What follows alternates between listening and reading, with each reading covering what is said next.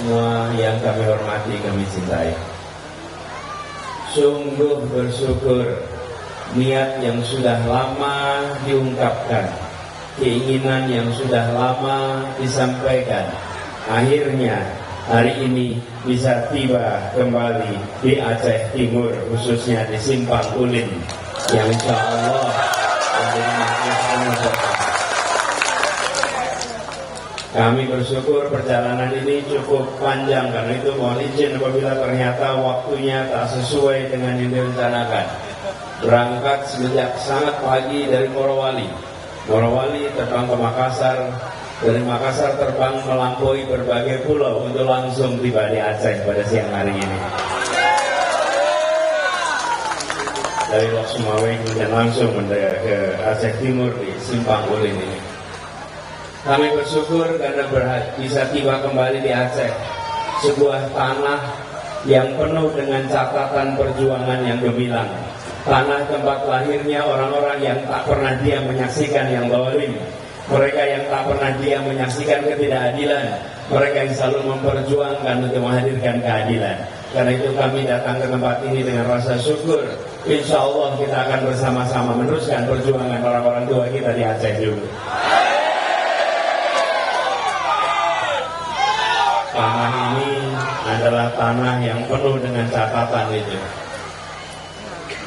Kami bersyukur dan alhamdulillah khusus di sini kita semua hadir untuk mengambil teladan dari Habib Muhammad bin Ahmad Al-Atas yang di dalam haul ini dibacakan dari manakibnya, dibacakan riwayat hidupnya, perjuangannya, jihadnya. Insya Allah kita semua yang berada di sini akan bisa mengambil hikmahnya dan meneruskan perjuangannya. Saya sedang mendapatkan sebuah amanat yang tidak kecil, amanat untuk memperjuangkan perubahan di Indonesia. Mudah-mudahan Aceh adalah bagian yang menginginkan perubahan di Indonesia. Betul tidak Aceh mau perubahan? Karena kita meyakini bahwa kondisi yang ada sekarang sesungguhnya bisa jauh lebih baik. Kita merasakan bahkan Aceh beberapa waktu ini masuk peringkat urutan awal. Kita senang di urutan atas kalau itu bicara tentang keberhasilan. Tapi kita tidak ingin berada di urutan atas ketika urutannya kemiskinan. Betul tidak? Karena itu kita harus kembalikan, Aceh harus bisa kembali jaya seperti dahulu, menjadi tempat yang adil, makmur, yang dirasakan oleh semuanya, bukan hanya oleh sebagian. Sekitar 2 bulan lalu kita di Lok Sumawe, kami menyampaikan pesan yang sama, bahwa ada PR besar yang harus diselesaikan di Aceh. PR-nya apa? Memastikan bahwa ada kesetaraan kesempatan, ada keadilan, agar negeri yang menghasilkan sumber daya alam yang begitu banyak merasakan kemakmuran dari kekayaan alam yang dimiliki di bawah tanah ini. Itu PR yang hendak kita lakukan sama-sama. Dan memperjuangkan ini tidak bisa sederhana. Tidak cukup dengan mengumpulkan orang dan berdemonstrasi. Demonstrasi tidak menghasilkan perubahan. Perubahan membutuhkan kewenangan. Membutuhkan apa? Membutuhkan apa? Kewenangan. Tanpa kewenangan kita tidak bisa melakukan perubahan. Saya beri contoh. Dulu di Jakarta ada sebuah tempat yang diprotes terus, di demo terus.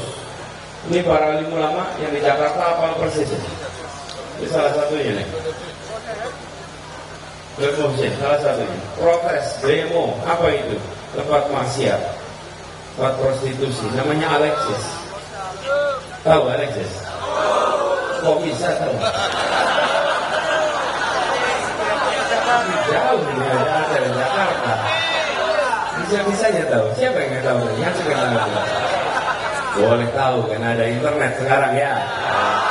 Boleh tahu tapi jangan pernah berkunjung. Nah, Alexis ini diprotes, di demo terus, nggak pernah selesai. Backingannya siapa kita tidak tahu, yang jelas tidak pernah bisa ditutup. Lalu tahun 2017 terjadi pergantian gubernur, yang pegang wewenang ganti. Ketika terjadi pergantian gubernur, tidak lama kemudian tempat itu ditutup cukup dengan selembar kertas dan sebuah tanda tangan. Langsung lunglai. Semua rumus backing itu tidak ada artinya. Mereka tidak punya lagi ordal. Tidak ada lagi ordal mereka. Apa itu ordal? Orang dalam, tidak ada lagi orang dalamnya. Kita katakan semua yang terkait itu selesai, kelas tanda tangan tutup, dan kemudian tidak bisa lagi beroperasi. Apa pelajaran pentingnya di sini? Pelajaran pentingnya bahwa perubahan itu tidak cukup dengan kekuatan massa. Perubahan itu tidak cukup dengan kekuatan demo. Perubahan itu membutuhkan kewenangan. Dan 14 Februari besok akan ada kesempatan kita memberikan kewenangan untuk melakukan perubahan. Jadi tinggal besok mengambil pilihan. Pilihannya tidak ada 4, tidak ada 5, cuma 3. Betul? Dan tidak boleh pilih 2. Tidak boleh pilih 3. Betul tidak? Bolehnya pilih berapa? Maksudnya pilih 1. Betul tidak? Jadi ketika kita mau perubahan, pilihannya cuma 3 sekarang, tidak ada pilihan lain. Tidak ada pilihan lain. Kalau kita memilih untuk tidak memilih untuk tidak memilih, sebesar apapun jumlahnya, nggak punya dampak. Nih, saya beri gambaran. Sebutlah yang berkumpul di tempat ini ada 30.000 orang, misalnya. Lalu 60% mengatakan saya tidak mau pilih, saya diam. Apakah yang 60% itu membuat hasil jadi batal? Tidak. Hasilnya ditentukan oleh yang 40% yang memilih. Jadi yang tidak memilih membuang-buang kesempatan untuk menentukan arah Indonesia ke depan. Kita menginginkan Indonesia ke depan, Indonesia yang memberikan keadilan dalam seluruh kebijakan. Jadi perubahannya apa? Menempatkan keadilan yang paling penting. Selama ini banyak kebijakan dibuat tanpa memasukkan unsur keadilan. Dampaknya sudah dirasakan dan Aceh salah satu yang paling merasakan itu. Betul? Allah dengan adanya keadilan kita akan bisa balikkan itu secara bertahap. Satu demi satu kita lakukan. Dan dengan begitu maka suasana persatuan, suasana kedamaian itu bukan karena rasa takut, tapi karena ada rasa keadilan. Sekarang seringkali orang diam. Kenapa? Karena takut. Kita ingin orang diam karena tenang, karena damai itu karena adil, bukan karena rasa takut. Jangan sampai itu terus. Dan yang tidak kalah penting, akhir-akhir ini negara kita yang sesungguhnya adalah negara hukum mulai terjadi pergeseran seakan menjadi negara kekuasaan. Apa bedanya negara hukum dan negara kekuasaan? Negara hukum, kekuasaan diatur oleh hukum. Kalau negara kekuasaan, hukum diatur oleh kekuasaan. Bagaimana penguasa bisa mengatur hukum? Tidak boleh, harusnya hukum yang mengatur penguasa. Akankah ini dibiarkan? Kita harus kembalikan. Dan etika harus dijaga yang tinggi. Walaupun kemarin ada yang menyebut soal etika.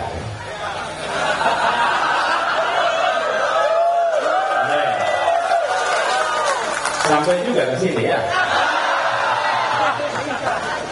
Iya, memang etika itu harus mulai dari kepala. Betul tidak?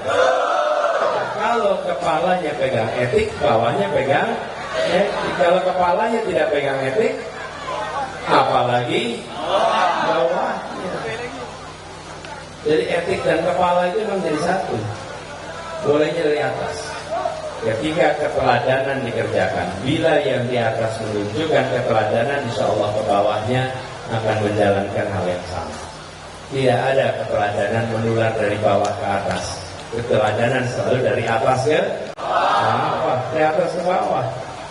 Karena itulah kita ingin menjaga. Dan yang tidak kalah penting, kita menyaksikan bahwa negara harus adil kepada semua.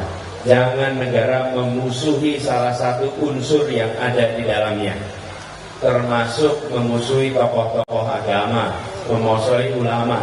Negara justru harus bermitra dengan ulama. Negara harus bekerja bersama dengan ulama, tokoh-tokoh agama. Jangan malah memusuhi. Kalau negara memusuhi ulama, apa kata umat? Justru harus menjadi satu. Insya Allah itu ikhtiar yang kita kerjakan sama-sama. Semoga semangat dari Aceh Timur ini kita bisa bawa kepada seluruh Aceh. Insya Allah semangat perubahan dari Aceh Timur menular ke Aceh semua. Dan dari Aceh menular ke seluruh Sumatera.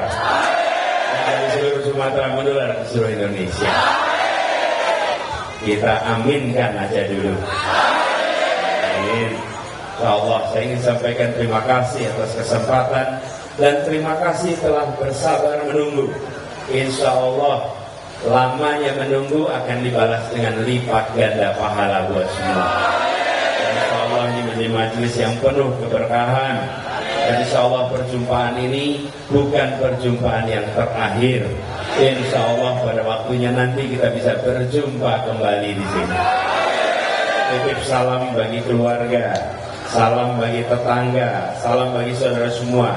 Sampaikan salam ta'zim dari kami dan sampaikan kepada semua. Doakan agar ikhtiar perubahan ini benar-benar bisa terlaksana. Dan doakan, dukung kami. Insya Allah perubahan ini akan membawa kepada Indonesia adil makmur bagi semua. Terima kasih. Kurang lebih mohon maaf. Assalamualaikum warahmatullahi wabarakatuh.